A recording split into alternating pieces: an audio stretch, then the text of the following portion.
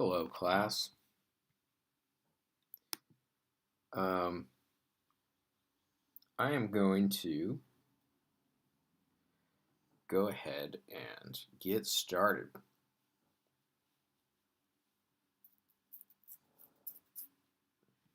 Hope everyone's doing well.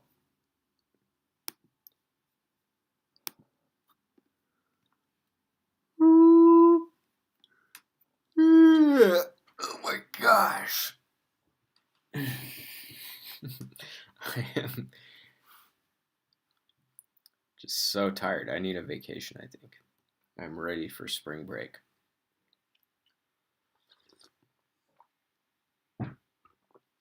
So, today we're pretty much just going to be doing examples with Ampere's law. So that is the topic of today's lesson, is examples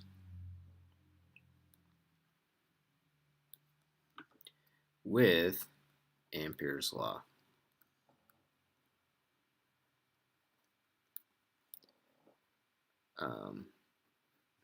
And just to remind you, Ampere's law says that the line integral of the magnetic field around a loop, okay, is equal to the mu naught times the current enclosed by that loop, okay? And so the definition of B dot dl is you have a loop that is made up out of all these different segments, and so there is an L vector for each segment, which points in the direction of the loop. It points in the direction of the loop from the starting point of that segment to the end point of that segment. And then the magnetic field has a certain value on that segment. Okay. And let's call these segment I. And then you just sum over all the segments. So that is the definition of the line integral of the magnetic field. Now, usually your Amperian loop is going to be a circle. So we're going to do two examples today where the Amperian loop is a circle. And in that case, if the magnetic field is tangent to that circle, this is very often going to be equal to B times 2 pi r. So I'm just going to put usually. All right. Now the current enclosed is going to be calculated using an integral of J, which is the current density, times 2 pi r dr. All right. So this is, so this is how we do Ampere's law problems. So let me state the first example. So let's suppose we have a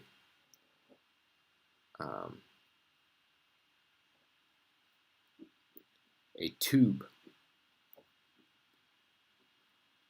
of current. All right, so here is the tube. So this is a front view of the tube. All right, and so the inner wall of the tube has a radius A, and the outer wall of the tube has a radius B. All right. And so here is, I'm going to shade in the tube. So this is where the current is flowing. So again, this is a cylindrically symmetrical system. Okay. And so this tube really extends forever. It's a cylinder that extends out of the page, okay, forever. All right. And so whenever tube of current and it has cylindrical symmetry,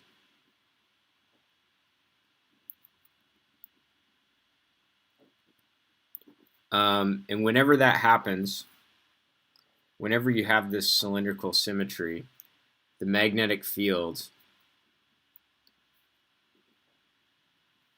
makes circles. So that's where you get, so you have the magnetic field lines that are doing concentric circles in this type of a system, okay? So what we want to do, I also have to give an expression for the current density. So the current density is equal to a constant divided by R. When R is between A and B. All right. If R is not between A and B, then the current density is 0 because there is no tube at those locations. All right. So what I want to do is I want to go ahead and calculate the magnetic field.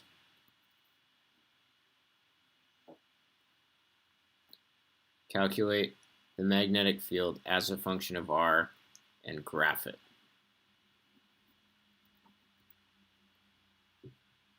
So I will do that.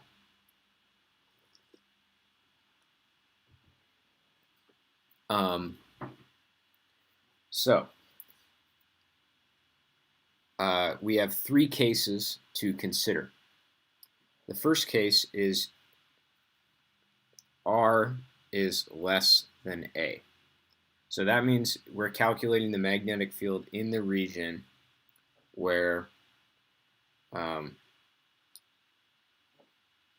in this region right here. So our Amperian loop is going to be doing something like this. All right. And we can see this Amperian loop is not enclosing any current because the Amperian loop is entirely inside the tube of current. Okay. So that means that I enclosed is equal to 0. So that means that the right-hand side of Ampere's law is 0, which means that the left-hand side of Ampere's law has to be 0, which means that the magnetic field has to be 0. Okay? So that implies that the magnetic field is 0 for R less than A. And then we get to the most complicated case, which is when R is between A and B. All right. So if we calculate, so R between A and B means that our Amperian loop is like right here. So the current enclosed is not all of the current, but it's just only the part that is, within that Amperian loop, like so. Okay, so to do that, to get the current enclosed, I have to do this integral. So my J value is C over R, where C is some constant, times 2 pi R dr. Okay? And I'm going to make these capital R's just so we differentiate between the two R symbols. All right. And so remember, if we are calculating the current enclosed by this Amperian loop, the Amperian loop has radius little r. So our lower limit of our upper limit of integration is little r. Okay. Our lower limit of integration is where the current starts. The current starts at radius a. So we're going to do this integral from a to r. Now this is a very easy integral because we have an r in the numerator and an r in the denominator, so they cancel out. And then 2 pi c is just a constant.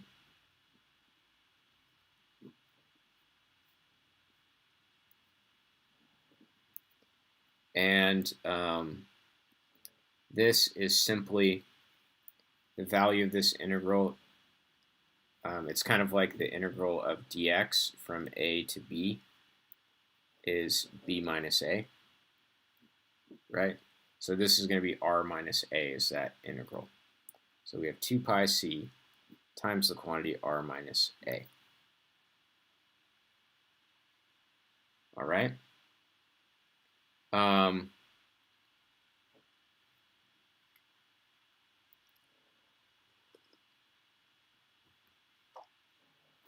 So that is the current enclosed.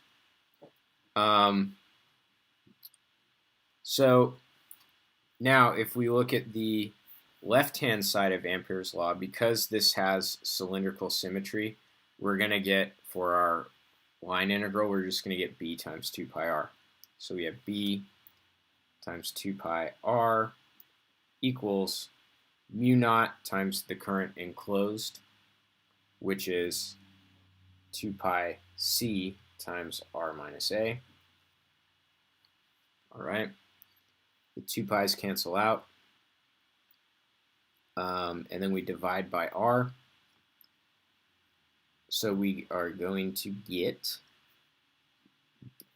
b equals mu naught times c times, and then I'm dividing this r by both of these terms here, so I get 1 minus a over r.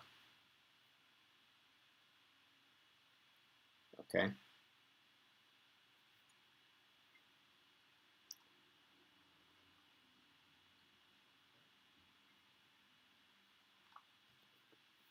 So there you have it.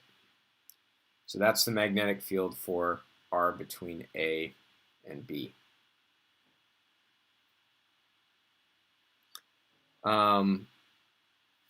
Then, so this is our first region, second region, and let's talk about the third region. I'm going to underline these so when we graph them, we know where to look back to. So the third and final region is if r is greater than b. And in that case, we have an Amperian loop that is all the way out here. So it is enclosing all of the current. So when we calculate I enclosed, it's going to be the same integral as before, 2 pi c integral of dr. Our lower limit of integration is a, but our upper limit, because r is greater than a, the current stops at b. So we can't continue the integration all the way up to r. We have to stop it at b. Otherwise, we would get more current than we actually have in the wire. So if we do this integral, we just get b minus a. All right, and then again, the left-hand side of Ampere's law is going to be b times 2 pi r, and then the right-hand side is mu naught times 2 pi c times the quantity b minus a. All right, divide both sides by 2 pi r, I get b equals mu naught c times b minus a over r. Okay, so this is the last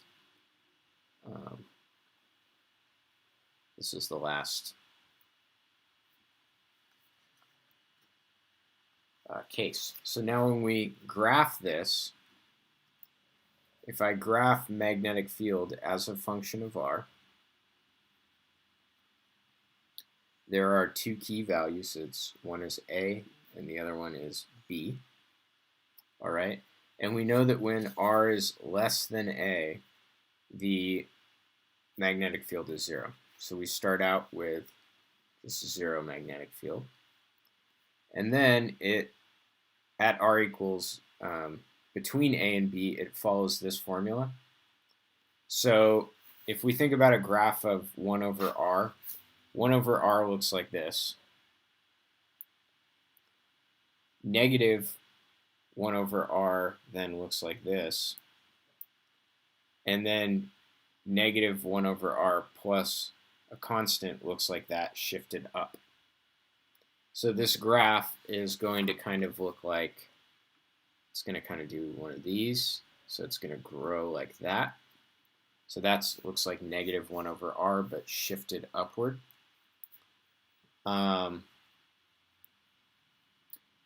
And then once we reach B, then the variable R is now in the denominator.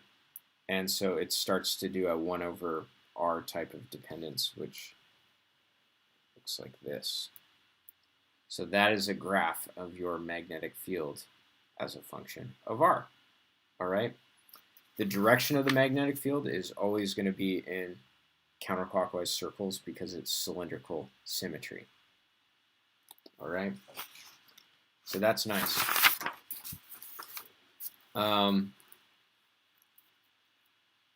Let's do another example. Let's suppose we have a wire of radius A, carries current. I'm going to say total current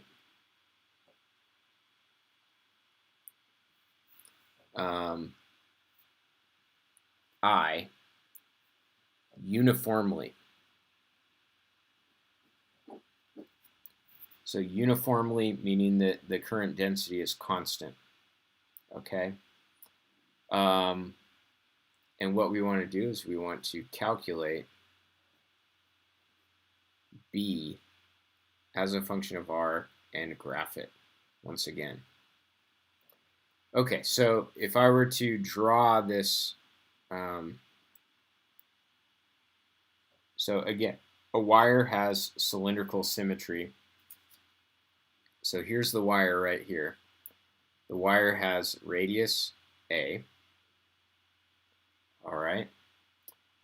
And so we have two regions in which to calculate the magnetic field. The first region is R less than A, and the other region is R greater than A. All right. But first of all, let's get the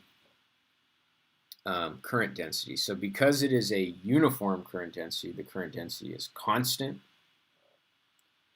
And we know the total amount of current we have is I, and the total amount of cross-sectional area we have is pi a squared.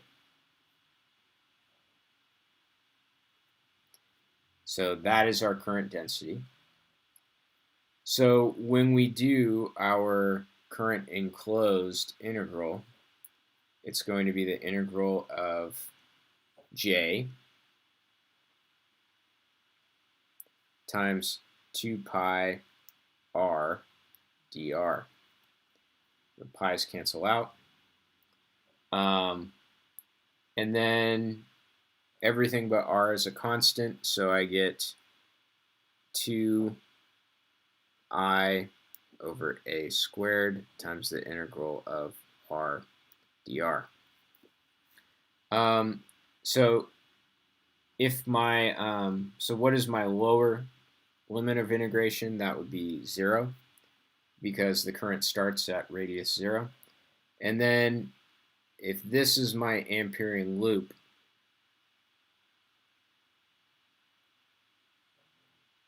okay, we can see the Amperian loop has radius little r. And so if I want to get the current enclosed, I should only let my integration run out to little r. All right. So the value of this integral is the value of this integral is little r squared over 2. So you can check that if you want to. And so what I get is I times r squared over a squared is the current enclosed. All right, because this 1/2 cancels that 2. So then, if I do Ampere's law, the left-hand side of Ampere's law, because it has cylindrical symmetry, is B times 2 pi r.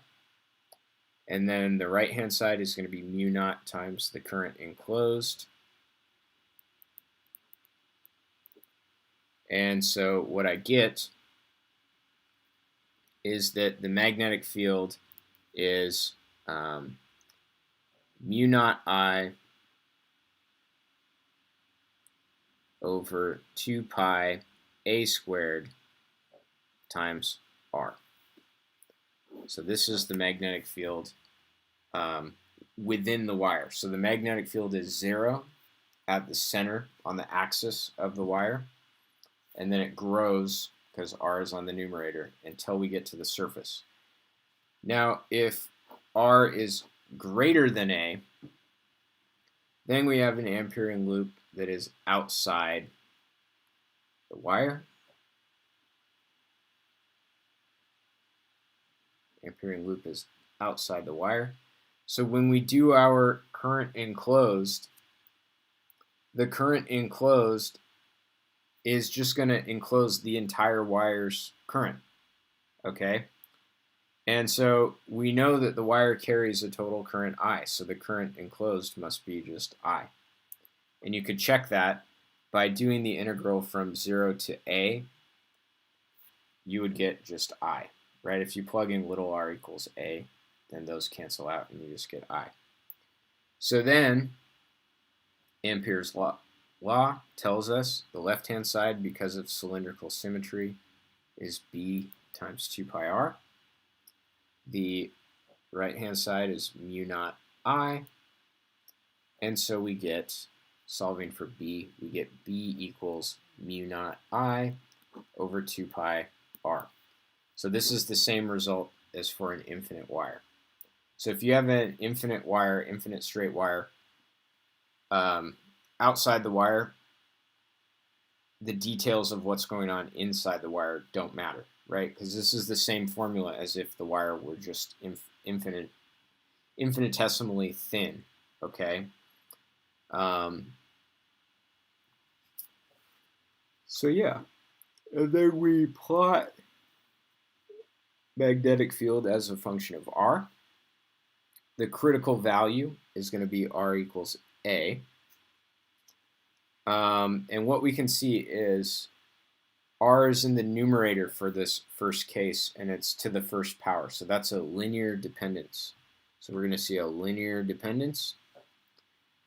And then we see 1 over r if r is greater than a. So then we're going to see an inverse dependence. So it makes a Thorne graph. All right. So both of these examples had cylindrical symmetry. And so for both of these cases, we had the line integral of the magnetic field was B times 2 pi r. Okay. Well, let's do an example that doesn't have that kind of symmetry. And this is a solenoid. Okay. So a solenoid is basically a helix of wire. So if we look at a solenoid from sort of a side view, it's a wire that's doing this. Okay. If we look at it from a front view, all we would see is the loops of the solenoid.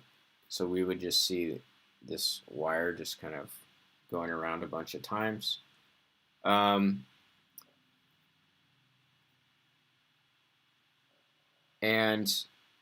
If we kind of imagined a side view but slicing it, what we would see is something that looks like this. So I'm gonna say a side cross section.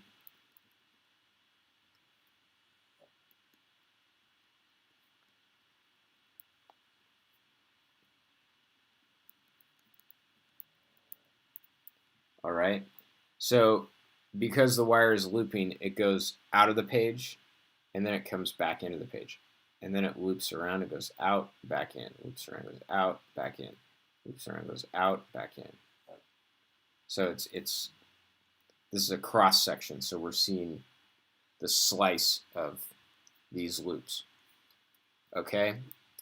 So when we're describing the solenoid, we would talk about how many loops does it have. So we would say it has n loops. All right. And then the total length of the solenoid is L, and it carries a current I. So that sort of characterizes the solenoid. So what does the magnetic field look like? Well, let me go back to this side cross-sectional view.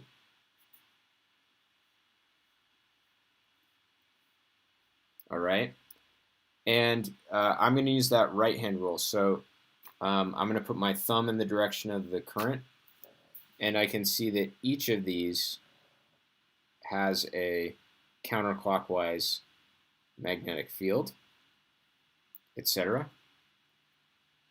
And then each of these has a, because my thumb goes into the page, has a clockwise magnetic field.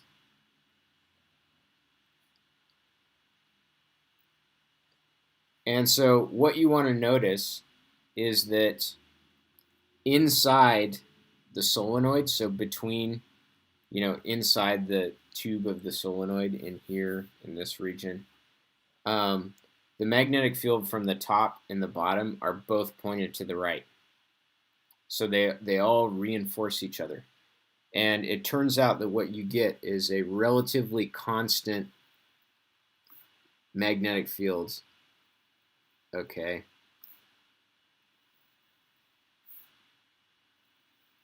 throughout the solenoid. So the net effect of all of these wires, all their magnetic fields, is to create a relatively constant magnetic field inside the solenoid. And then what happens is these magnetic field lines, they have to do loops, so they loop around. So they kind of do loops. They come back around like this. Okay, this one is a loop. Come back around like this. So I'm not drawing the completion of those loops, just in the interest of space. This one. Like that. And this one like this. I'm not even going to complete that one. All right. So we can see that with a solenoid, we have the magnetic field lines are coming out of this side. So this is like the north pole of the solenoid. And this is the south pole of the solenoid. Okay. So a couple of facts about the solenoid. Inside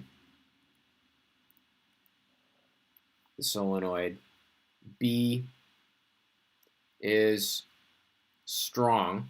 We can see that all these field lines are very tightly packed. And then once they're outside the solenoid, they get the chance to spread out and loop around. So inside, the magnetic field is strong.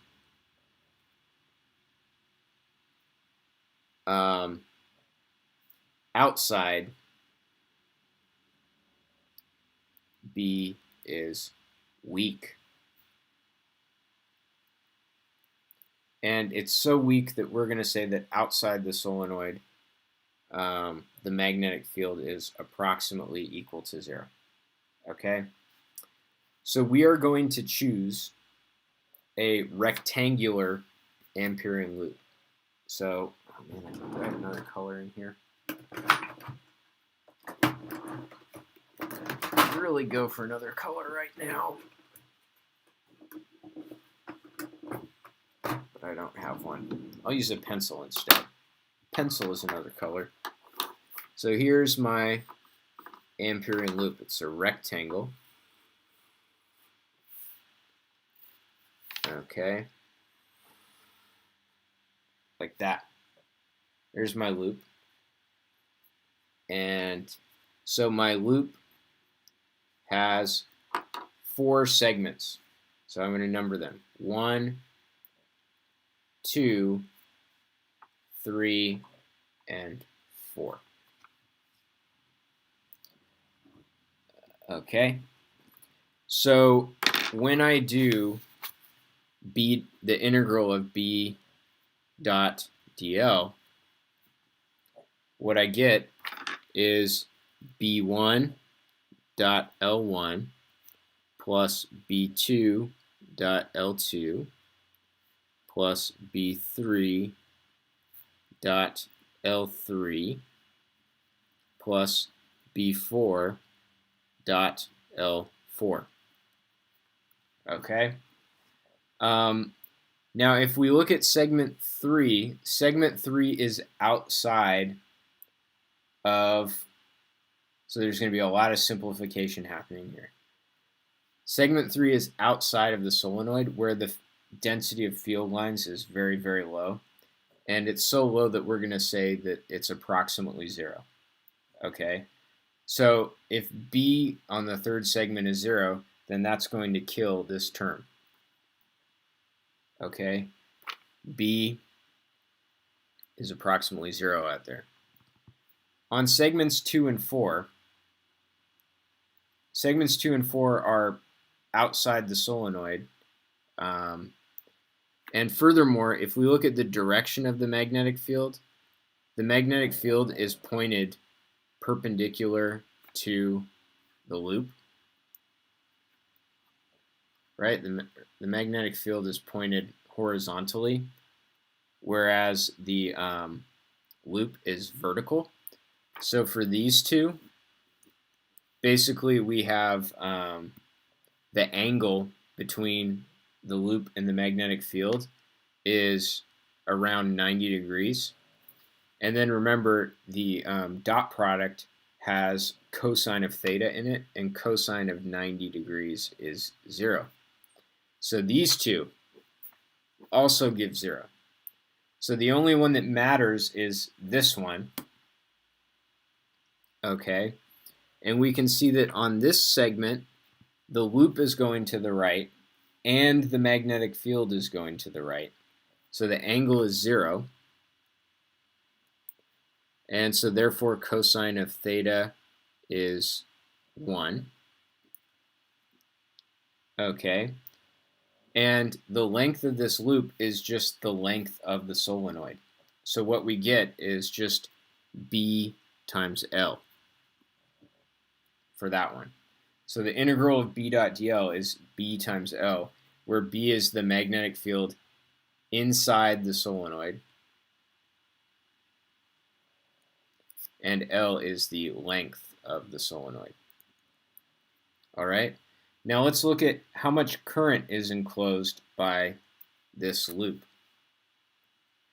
The current enclosed, well, even though there's only one wire carrying a current I, that current is going through the loop, Amperian loop, multiple times. And each time it goes through, we count it. So the amount of current enclosed is N times I, where N is the number of loops. So even though the wire is only carrying a current I, because the wire goes through the Amperian loop multiple times, each time that current is recounted. All right? So we have the left-hand side of Ampere's law, and we have the right-hand side.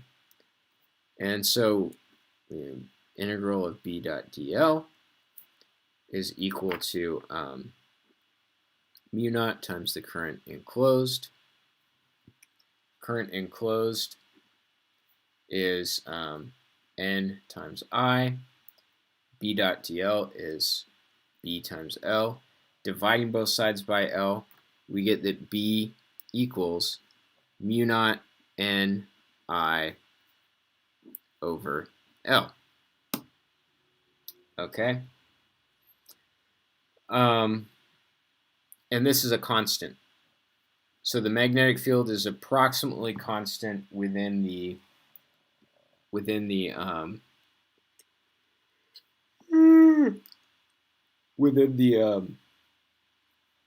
solenoid, and it's approximately 0 outside. A couple of comments here. So we could think about, how do you maximize the amount of magnetic field in the solenoid? Okay, so how to maximize? Box this in. Well, in order to maximize it, we want to have a lot of current, okay, and we want to have the number of turns, the number of loops per length big as well. But these are kind of competing factors, okay? These are kind of competing factors, right? Because a bigger current, if you want to have a bigger current, then you have to have a thick wire to carry that current without getting too hot. And if you have a thick wire, you can't do a lot of turns in a small amount of space. So there's kind of like there's a balance. You can have solenoids that carry a big current with thick wires and not a lot of turns, or you can have a lot of turns with very thin wire. So these are just sort of engineering / design consideration things. The other thing is we could try to mess with mu. So mu naught is the permeability of free space. So that's just vacuum. But what if we don't fill the solenoid with vacuum? Maybe we fill the solenoid with a hunk of iron. Okay? And it turns out that iron has a permeability that is much, much bigger than free space. So by using iron in the core of a solenoid, you enhance the magnetic field. Okay? So really, if this wasn't free space, if it was something else besides free space, then we would replace mu naught with just mu, which is the permeability of the material within the solenoid. And we usually write mu as some factor of the vacuum permeability. So this is called the relative permeability. So for example, if something had a relative permeability of 2, then that means that it has a permeability of 8 pi times 10 to the minus 7 Tesla meters per amp. Okay, so if we redo this calculation, taking into account the fact that it could have a relative permeability, then we would just include mu sub r in here. Okay, and there are also specifically designed materials to have a large permeability for use inside of solenoids. A solenoid is basically an electromagnet, by the way. A solenoid with a really large current is an electromagnet, and if it's filled with a material with a high permeability, it's an electromagnet. So these materials that are designed to have really big permeabilities are called mu metals. Called mu metals because they have a large mu. All right, so that is my lesson for today, and I will see you in the Zoom room.